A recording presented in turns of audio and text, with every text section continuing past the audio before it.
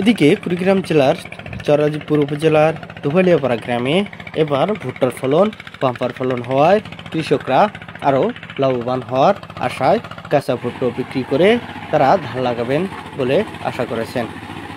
এদিকে তারা 20 কাঠা জমিতে 65,000 টাকা করে বিক্রি করেছেন আমাদেরকে জানিয়েছেন স্থানীয় বাসিন্দারা এবং কি কৃষকরা। এদিকে যারা এদিকে কাজ করছেন তারা পারিশ্রমিক নিচ্ছেন প্রতিদিন 500 টাকা। তারা এই মেশিন চালিয়ে তারা সংসার ও জীবিকা নির্বাহ করছেন।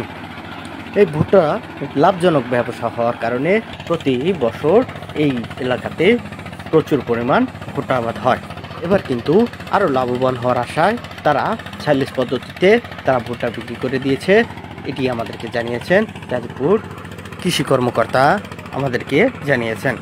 এই সাইলেজ প্রতি খামারিদেরকে আরও উৎসাহিত করছেন এবং কি তারা আরও লাভবান হবেন সে আশাতে তারা প্রতিনিয়ত এভাবে সাইলেজ কিনে নিয়ে তারা গরুকে এবং কি খামারিদেরকে দিচ্ছেন। এই সাইলেজ শুধু বাংলাদেশে নয় এবং কি বাহিরেও রপ্তানি ও আমদানি করা হয় বলে আমাদেরকে জানিয়েছেন ভুট্টা ব্যবসায়ী জয়নাল আবেদিন। সাইলেজ ব্যবসায়ী গাজীপুর কুড়িগ্রাম। আমি বিগত 5 বছর থেকে এই সাইলেজ ব্যবসা করতেছি। আমি এই ভুট্টা গাছ দ্বারা গরুর খাদ্য তৈরি করে সাইলেজ নামে খাদ্য তৈরি করে বিভিন্ন খামারে বিক্রি করে থাকি। এখানে টাঙ্গাইল থেকে শুরু করে গাজীপুর, ঢাকা, চট্টগ্রাম, ব্রাহ্মণবাড়িয়া, কুমিল্লা, সিলেট এখান থেকে সরবরাহ করি মাল। আমি সাইলেজের উপকারিতা। সাইলেজের পুষ্টিকর একটি গোখাদ্য প্রস্তুত প্রক্রিয়া যার বহুবিধি উপকারিতা রয়েছেন।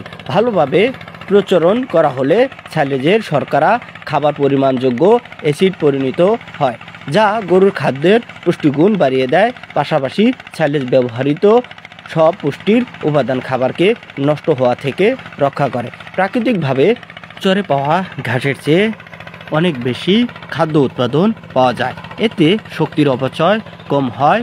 দূরবর্তী গাভীর শারীরিক এবং দুধ উৎপাদনে প্রযোজ্য প্রচুর পরিমাণ শক্তি, আমিষ ও অন্যান্য পুষ্টি উৎপাদন করেন।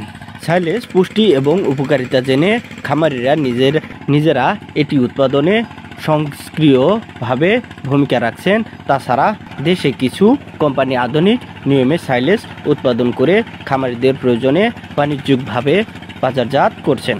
সাইলেজ অন্য খাবারের তুলনায় অনেকটা সাশ্রয়ী এবং খামারিরা এই প্রক্রিয়া অনুসরণ করে লাভবান হচ্ছেন। শামীম জামান, সবুজ বাংলা 24, রাজীবপুর, কুড়িগ্রাম।